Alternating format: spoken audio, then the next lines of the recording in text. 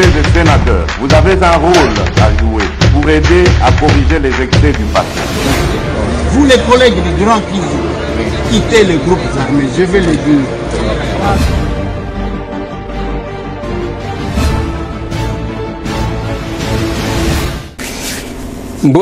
Mbote lisusu bandeko nanga bino bandeko oyangai lelo tokomi jeudi toza le 7 avril 2022 Masolona député bandeko nangai, c'est la situation inquiétante au Katanga. Tokobeta Masolo bandeko nangai, qu'est-ce qui se cache derrière ce qui se passe au Katanga? Quelques éléments que nous allons devoir vous ajouter.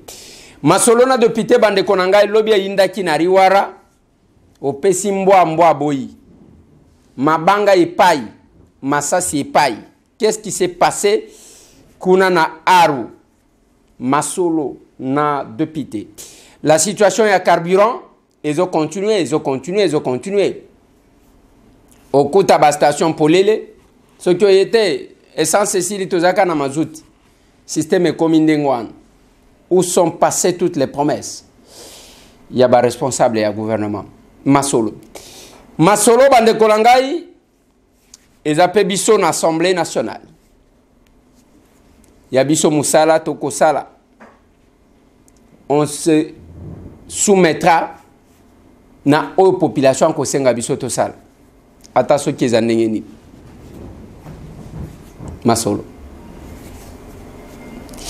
Na ligne to solo la masolo wana bande konanga to beta masolo moins rapide. To solo là, je suis en train de voir quel jour il faut accorder bino le samedi, oui, le samedi. Le samedi na ko fongo la téléphone. Oui, samedi na ko fongo la téléphone. Samedi ndenge to sala kawana audio bokotinda na plus 243 998 311 332. Okoloba oyo zanango posa koloba par rapport aux questions d'actualité. Ezala ya ba pasteur ezala o musala biso tozo sala na Assemblée nationale o ezala o makambu ya Katanga na kopesa bino système na biso ya 30 secondes mais otindango lelote otindango lobi vendredi te samedi de 6h à 7h ndeto kozwa ba audio o composer numéro na biso otindi audio o se présenter au lobi bisika ozotinde la audio et puis opesi likamuna yo kotindango na numéro mususu te ozotinda na plus 243 998 311 332 na numéro 1 ozwi likambu na yo ezala o situation na Kasai ezala so na kopesa bino samedi tokozwa ba audio wana de 6h à 7h heure de Kinshasa parce que ce qui otindango avant tozana ba message ebele kolekate ce qui otindango lelo ekolekate ce qui otindango vendredi lobi ekolekate samedi nangonga ya 6h ya Kinshasa yo tindi de 6h à 7h otindi ekolekanango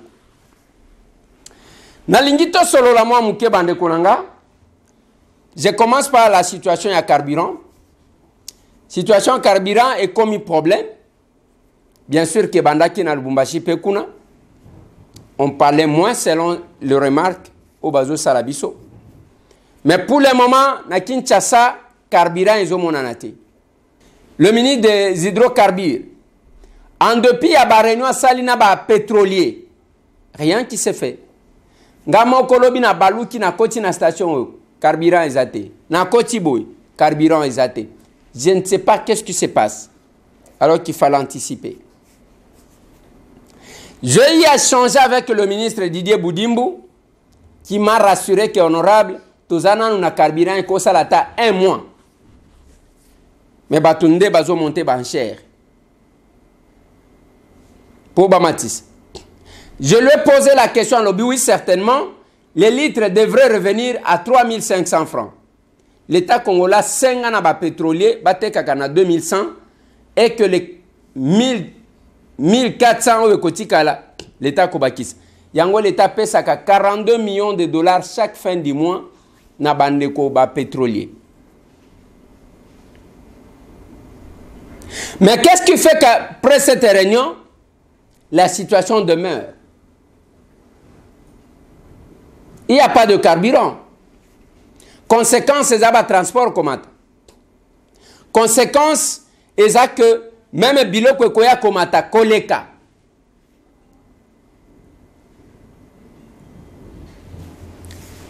Nous restons là en train d'observer et le moment viendra que nous allons prendre des décisions. Nayoki batu bako tindelanga ba message.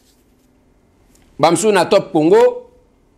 Koloba kende ko Eliezer bongo ministre ya travail. Ozotala endenge nini te, tozotala ete. Toyebi ke na secteur na ye makambo ko tambola malamu te. Toyebi que ba travailleur na Congo ba oyo misusu bazo sala même ba o bazana kacha ba station kende kuna bazata na contrat malonga te. Soki muto abeli azata na hôpital moko te bazwela bango. Soki obeli se débrouiller yo moko. Application à SMIC, on a un problème na yete. On n'avait pas besoin de ministres qui restaient dans leur bureau climatisé. Tozaki na posa ya ba ministre oyo bazali ko tambola koyeba pasi ya ba congolais ko porter yango. Voilà pourquoi babenga ki bango ba warriors. Je n'ai cessé de rappeler que tangu bazali ko investir gouvernement ya Sama, j'étais menacé et pas nangai baya babamba mabanga na ndako. Balinga ba tumbelanga mutuka na palais du peuple. Ba tireur de ficelle. O balobi na gestion des conflits de paix. Théorie de feu de bois. Ouais. Oyo kaka muto azo pelisa moto nde ayebini nazo sal. Yemo kwa zo tia moto. Boko kutaka moto. Yemo kwa yebi. Et puis tangu muto wana azo pelisa moto, azo pelisa teke ezikisa ye. Azo pelisa pona ezikisa ba mususu. Yemo kwa atteindre objectif na ye. Je vais parler de la situation du Katanga. Ne vous en faites pas. Masolo. Lobi opesi mbwa boyi na riwara. Libanga epai. Lisasi epai. Gaz lacrymogène epai. Nena kosimba nani. Qu'est-ce qui s'est passé en réalité? Nariware zana batu bazachi kokata batu mitu.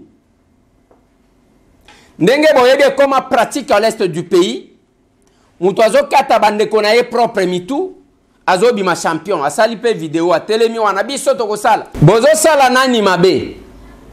Tango kati bandeko na yo mitu. Vous pensez que vous faites du mal au chef de l'État? Non, c'est faux. Sa famille est l'abri de tout ça. Famille na ye zakuna te. Oui, famille restreinte. To famille biologique na ye. Parce que bandeko na biso ebele ba bima ba champion ko sala bandeko mabe jusqu'à comploter avec l'étranger, ba keko zo ba Ougandais, ba Rwandais, ba keko zo même ba terroriste mususu. Boya ko tangisa biso ndenge ni ntoko kata bandeko na biso mitu. Honte à vous. Bango pe ba mema bino, bokende ko bomepa na bango ti. Tala place mayela mutu et soukaka. Baye oui, bazo tangisa yo kata ndeko na yo muto, kati o se faire filmer, o sali nyonso o sali. Mokolo nini akomema yo epa na bango bokende pe ko kata batu mitu. Et ça passe. Mais les tireurs de ficelle, ba politique, ba opérateur économique, ba mso bazozo mbongo, ba mso bazozo ba poste. Et ba twandengo wana chance bazalaka nango kondima te. Maintenant qu'est-ce qui s'est passé? Tango bakangi batu, les présumés assassins. Batindi bango na Bunia. Rumeur e bandi wana balingi batika bango. Tension bandi komata na population. Tension e mati. Tango tension zo mata. L'État a anticipé. Je dois féliciter quand même l'État. Alors bité, voilà ce que nous allons faire. Il faut bayana batwango wana awana ariwara basambi sabango en audience foraine devant les gens, devant le public. bazwi bandeko wana na bunia baye na bango na riwara babandi kosambisa bango kosambisa oyo azalaki lokola chef na bango alobi tayenga na kosamba te avocat na ngaza na nzela zoya azawapi oyo azoutakisa ngani. Devant ça, la justice ne pouvait que surseoir parce que le droit de la défense est garanti par la Constitution. Alobi toze l'avocat. Balobi oui. Toze l'avocat c'est de son droit. Tangu kaka balobi nengwana population a digéré yango te parce que balingi batala bao bakata ka bango mitu l'état ko réserver les bangoni. Nde masas et mabange bangi. Libanga na bere, libanga na lokolo, libanga na sokoto, libanga.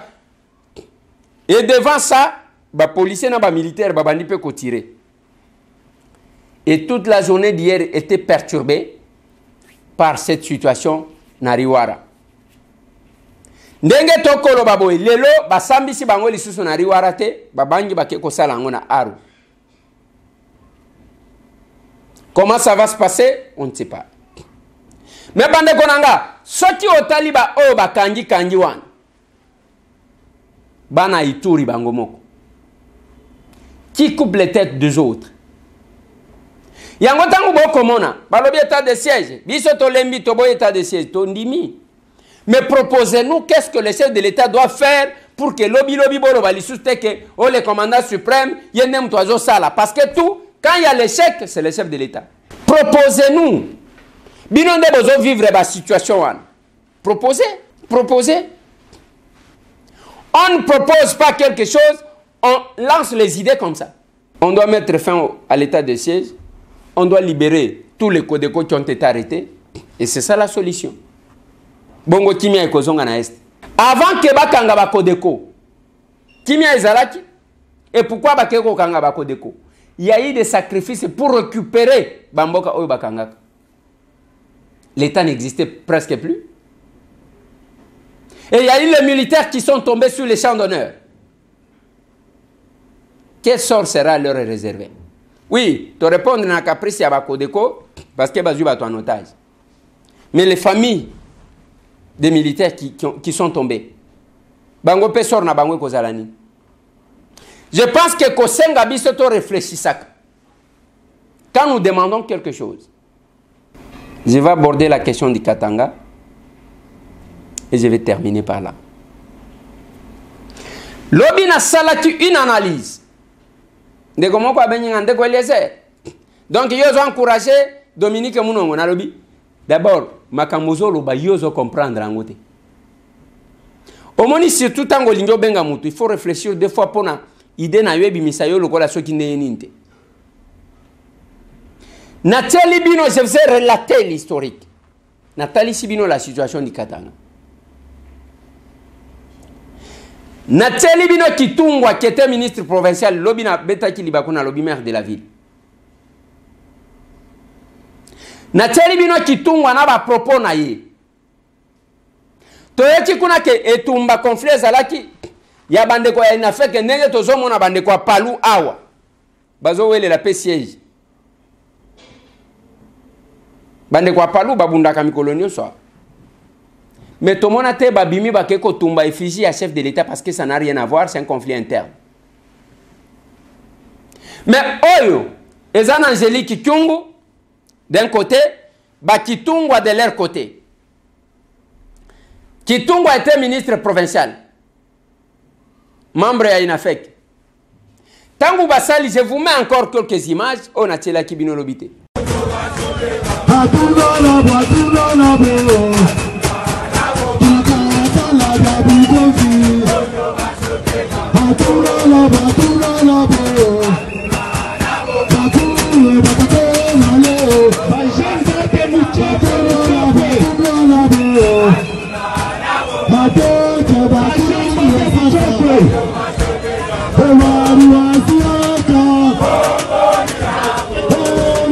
Babandi wana aprende ye Kitungwa lobi. Tunabambia kama sheye tunabambia kama sheye Sheye kama banatafuta mambo na sheye batatupata.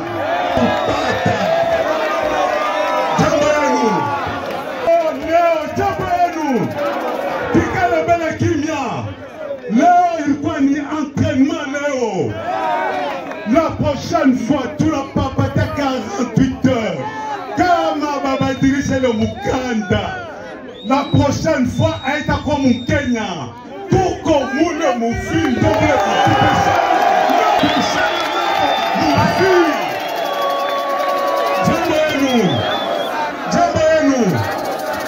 Tusikilizane jambo yenu. Safile Boba napenda kwa kufunga hii directoire.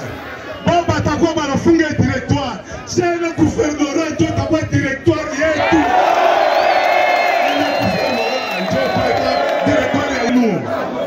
Jambo yenu. Message ya mwisho bila bambia wale batu. Que kama ababadilisha mukanda. Kutabaprouver. Kutaba colère. Kutaba opération colère ya Ange Gabriel. Kutaba opération ya colère ya Ange Gabriel. Ange Gabriel atanamuka tafufuka. Na kutakuwa ni colère. Vraie colère. Batatuvive. Batatuvive. Mimi nasema tujue. Abatujua mzuri. Batatuvive. Mune muvile. Na ile gouvernement ndio itakuwa directoire. Tunapisha nenda kugouvernement. Basi tuchezee shehe. Jambo yenu. Jambo yenu. Kwa sasa, nampatia parole président. Nampatia parole kwa président. Yeye atakupatia sauti ya mwisho. Tango alobia silisi nzembwe bandi. Bibakole. Toko kende kuna.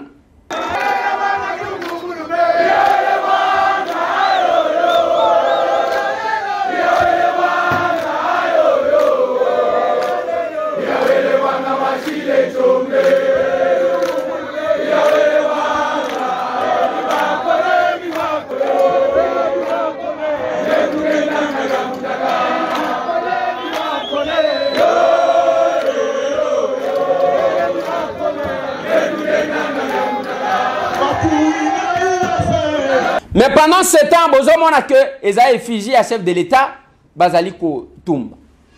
On envoie le message quelque part. Mais j'aimerais que nous puissions réfléchir. Le chef de l'État, qu'est-ce qu'il vient faire là-bas? Parce que lui n'a pris aucune décision quant à ça. Oya Mekati Kanga siège, c'était Kabula. Un Katangé, un Musanga. Kitungwa, Aza Muemba.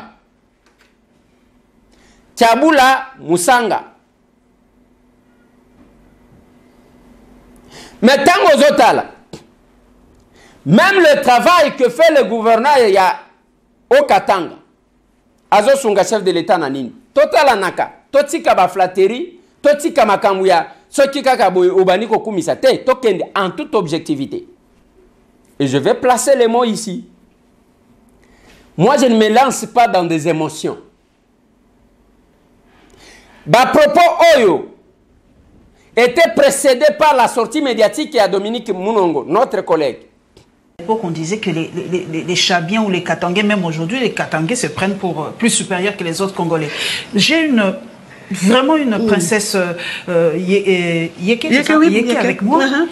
Est-ce que c'est vrai ce qu'on dit de vous, les Katangais, que vous vous croyez supérieurs parce que vous nourrissez en fait toute la République?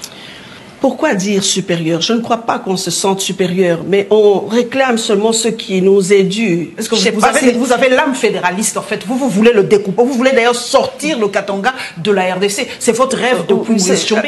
Oui, quelque part, oui, parce que mon père était quand même le ministre de l'Intérieur de Tchombe. Donc là, il faut quand même assumer ce qui se passait. Il faut toujours entrer dans le contexte, moi, je crois. Il y a une grande différence entre nous quand on voit un peu les réalités. Surtout maintenant, je le sens davantage, ces populations qui viennent. Vous avez suivi comme moi. Les trains, là, le train qui a déraillé, il vient du Kasaï. Ouais. Donc, il y a une multitude de gens. Le Kasaï, les deux Kasaï se vident de la population. pour venir au Katanga. Ok, je me dis, pourquoi est-ce qu'on ne construise pas chez eux et maintenant aller visiter comme moi je vais au bas. J'étais la semaine passée au Congo central. Je suis allée pour la cérémonie de syndicat de Kolo, qui sont des amis d'enfance de mes petits frères. Donc il n'y a pas, je peux aller au Bas-Congo, on a notre maison à Mwanda. On a une maison à Mwanda. Ça ne me perturbe pas, mais j'ai ma maison, je sais que je suis du Katanga. Donc c'est là qu'il y a un problème, parce que quand les gens se déplacent comme ça, suivez-moi madame Colette, quand les gens se déplacent comme ça, c'est avec leurs us et coutumes. Mais entre-temps, vous arrivez sur une terre où les gens ont leurs us et coutumes. Chez nous, on ne mange pas de chien. Moi, particulièrement, nous, les Bayékés, on ne mange pas de poisson. Là, je vois ça prend aujourd'hui. Nous, les Bayékés, la famille régnante, on ne peut pas manger de poisson. On n'a jamais vu le poisson chez nous à la maison. Donc, maintenant, non seulement on ne mange pas de poisson, on tolère nos neveux. Chez nous, si l'enfant d'une fille ne règne pas, ok? Donc, mes enfants, ma fille au Congo, elle mange chez elle à la maison. Mais chez moi, elle ne trouvera jamais le poisson chez moi, parce que moi, je suis l'enfant du mal. Je suis la fille de mon père. Ok. Donc, maintenant, ces gens qui arrivent, avec leurs pratiques, déjà, nous, on était habitués à avoir des chiens à la maison, c'était des amis et tout ça, mais qu'on coupe le chien, je vous assure, ça nous choque. Vous allez trouver ça. Wana Boyuti, qui a déclaré haut et fort que Bazo assumer ces sessions. Bazo assumer propos la démarche il y a Moïse Tchombe. Bazo assumer. Et à l'obi wana mutuna et pas na bango. L'obi natali sibinoke. Même alors, les us et coutumes, il y a Bayeke et zanenge mon côté na ya balubakati. Pour preuve, balubakati. Mbisi nde balea kebele. Eza ndenge moko te na babemba ou bien bayemba ou bien basanga ou bien bakaruni ou bien batabwa. Batu na batu bazaka na ndenge na bango. Parce que ceux qui toke na considération ndenge wana ekolongwa tolongwe Katanga tokomi ba tribu yango wana tokotala ba oyo baliaka boyo ba toyebi ndenge makambo ezalaka. Mena lingi bo pretenga oreille bien. Le chef de l'État a manifesté la bonne volonté de tout donner au Katangais. Oui, tout donner, je vais le démontrer. Dans la présidence, la majorité, Balouba Yakassai, oui, mais je vais faire une autre analyse, vous comprendre. Le chef de l'État a tout donné au Katangais. Félix était Moutouakabola Katanga. L'émiettement ya Katanga, c'est Joseph Kabila. Yende Moutou a émietté le Katanga. Wana toyoka ki bino koloba mabete. Lelo bozi conflit na bino ya parti, kekolat sango Félix et bozo tumba. Toyebi wapi bozo kende. La raison est ailleurs. Comment est-il possible na Katanga? Banazem oyaza libanais. Bozon di make yaza Katangais, aza congolais. Mais les Kassaïens aza tiko vivre na Katanga te. La raison est ailleurs. Na Katanga autant de personnes na Katanga qui n'ont rien à voir avec les Congo. Mais baya kozwa quand même nationalité. Mais bon dimi bang. Mais pour les Kassaïens, pour vous, et nous connaissons le double jeu qui s'est fait. C'est le gouverneur katangais, Jacques Kabula Katwe, qui prend une décision, je ne sais pas, il y a Kokanga siège, il y a une affaire, un parti à majorité, il y a Katangé. Oyo, Kitungwa qui était ministre provincial, Azalikuna. Nabana Yatung. Et quand on prend cette lettre, qui n'est pas venu de Félix. Félix n'a pas placé un Kassaïen, son frère. Entre les Katangais et Bozali. Bozali marche. Nous avons compris le vrai destinataire du message. Tomoni Sika mon côté Bino Kotumba, photo ya Kabula. Ce sont les effigies du chef de l'État. Yango zomona ba Kassaïen wazo salaka ba analyse sous émotion, ngai nazo kamwa Bino. Vous ne prenez même pas le temps de réfléchir, d'analyser pour nakoya kopé sa makambo. Le chef a tout donné au Katanga.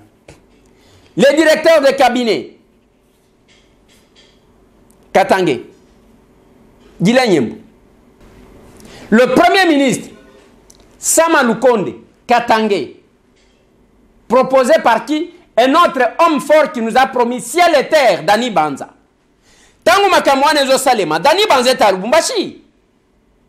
Si le leadership ango bolaka qui chef de l'État, ya Katanga Bozanango. Incapable de déstabiliser la situation et de maîtriser ce qui arrive maintenant. Les leçons qui te lobby ba homme fort ya régime ya Félix. Ezabiso batambwete. Biso tozo tala makamwango lokola mbishi aquarium. Et le leadership et tout ce que vous avez promis au président. Ça m'étonne, bao bazana présidence, bazo nimbaka. Tous les services bazo nimba, bazo zela ceux qui me s'étamou à lobby, ba financer pour que ba finga kabiso. Le message est clair. Je suis en train de soupçonner une complicité pour se venger contre les chefs de l'État et les Kassaïens. C'est lui qui a pris la décision, il est gouverneur. Katangé, Jacques Kaboula. Est-ce que vous pouvez me dire concrètement, dans la prestation du gouverneur Yao Katang, Jacques Kaboula, Nini Azali ko apporter les chefs de l'État pour que Katangé va se pelana chef de l'État? Boye Bisangay, Nini Azo Sala.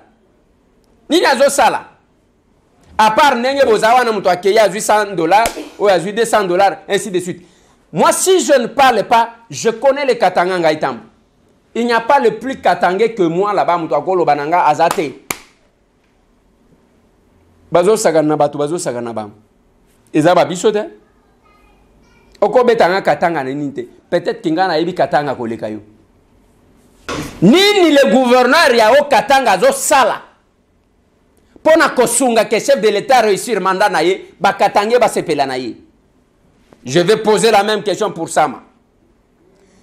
Nini le premier ministre qui est Katangé Sama Lukonde, azo sala pour que ses frères badèrent la vision du chef de l'État sans flatterie. Et qu'est-ce qui arrive au Katanga là-bas? Maintenant, Dominique fait une sortie. Il y a eu les petites vidéos qui ont commencé. Ngai s'est anticipé na bandaki. Na lobi bande konangai. Tobongi sakasai. Parce que quelque chose risque d'arriver là où nos frères sont en train de se rendre. J'ai été traité de tous les mots. Tellement que les gens ne voient que là. Et les gens pensent que tout le monde va être choriste. Ngana kokota chorale ya mutute.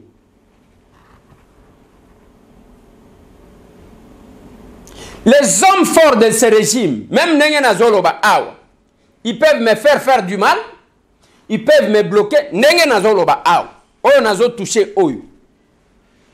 Bako Sali Langa Mabe, Bako Sali Sanga Mabe, toujours pas ce régime que nous défendons. C'est la Ganzembo Mamout.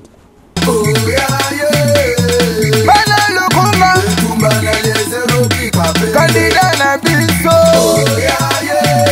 numéro d'essentiel esprit de moralité esprit de développement ça c'est député international les arts posés mon la mission Lukumba. Parce que Bangonde ba homme fort, il faut nommer qui ils veulent, ils bloquent qui ils veulent.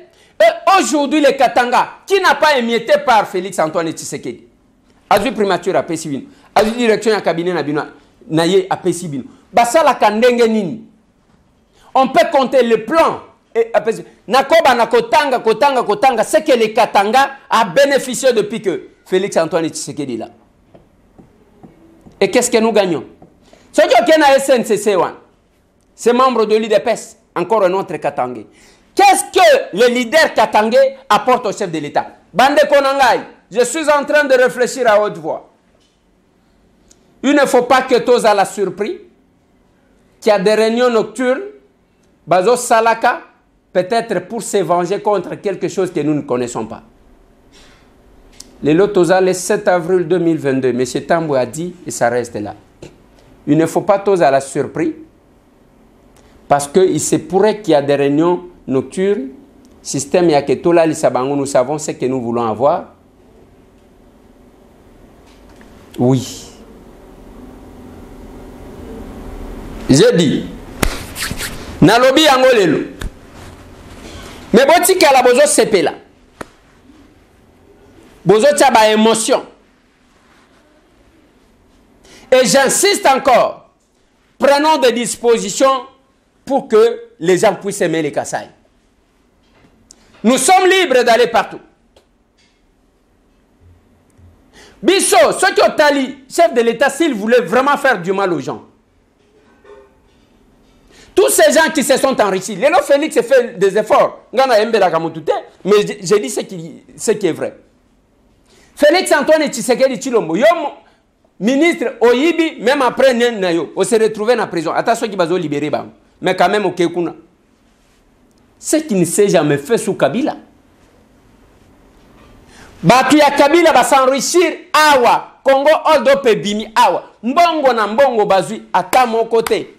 Toroka Kebakangi, il y avait les caciques, il y avait les hommes forts du régime qui se sont enrichis comme ça. Ceux qui ont la bandaku, ceux qui ont la bani, bande konanga. Je vais prendre un exemple d'un pays à côté. Je vais prendre le pays à côté, la Zambie. Président Lungwa Uchiko Lungwa pouvoir. Boye bisangazo vana nanda kunini. L'ancien président zambien Azo Foutela. Oui, Azo Foutela. Azo Foutela nanda kuya nani. Il y a un Congolais qui est un joueur. Bien que, à un moment donné, un Congolais en Zambie, à Tongandaku, l'ancien président Azo Foutela et Panaï. C'est ce monsieur-là, Stopila Sunzu, né grandi en Zambie, mais il est Congolais. Azaya, ah. A Beta Balna, il y a Beta même l'équipe nationale, qu'on a Betele Maboko. L'ancien président Lungu, Oya Uchiko Lungu, Azo Foutela, Nandaku ya Congolais. Mais Awezaba million batubazozo. Aujourd'hui, si nous prenons ça, batubagolobate que ça règlement des comptes. Parce qu'en Zambie, kaka awa, en Afrique, awa pemeni nabisu. Bakotu na yombongo ebelewa no zwango wapi. Ici, on ne pose pas de questions. Bazaba prête. Et si vous regardez bien, tous ceux qui font de bruit là, même na pillage à minerai ya Katanga, okocha kasayen wapi. Boy bisanga, okocha kasayen wapi, kasayen aza wapi. Ezala na lwalaba, bakatange bango moko. Bino moko ndebo zali ko senye à blanc. Province na bino, ba minerai zobimo, ba minerai brut. J'ai appris là qu'il y a au moins 37 000 camions. Il faut bima ya ba minerai brut. Ekende. Na kolwezi, na lwalaba ndenge tozoloba awa. C'est comme ça que Batunio se base au Kenya. Même les Kassaïens qui se rendent, il y a quelqu'un qui va appeler. Oui, ne quoi les aides. Et ainsi de suite. Tout le monde a famille à chef de l'État. Mais famille à chef de l'État, bah, y'a quoi ça la nine. Bazo ya kolokota peut-être tout moins miette. Moi miette ya mike mike. Bah, on va remplacer Tenke Fungurum. Ils ont combien de camions? Et c'est vous-même, Binomoko. Alors, il ne faut pas chercher des raisons. Il y a qu'à diviser parce que cette manière-là de voir les choses, même le Katanga, tout éviter. Balubakati, Babemba, Baemba, Basanga, Bakarundi. Vous connaissez bien? Bouvande. Mais ce que moi je demande, ou ce que j'ai dit, toutes les vidéos wana nazotie la bino, ezaya ke bola mukabosa la une analyse. Moi je ne sais pas qu'est-ce que chacun fait. Mais je me pose toujours la question. Question wana botika la nango so bino batu bosolo la kana bango botuna. Le leadership ya Dani Banza au Katanga sert au chef de l'État en quoi? Le leadership ya Sama Lukonde premier ministre au Katanga. Ils ont porté les yenini chef de l'État. Ngaïta Mbwete. Ngaïté. Le leadership de son directeur de cabinet. Ils ont apporté Nini. Bande Konanga, je crains. Dans ce qui c'est mission. Tout le monde a un lobby.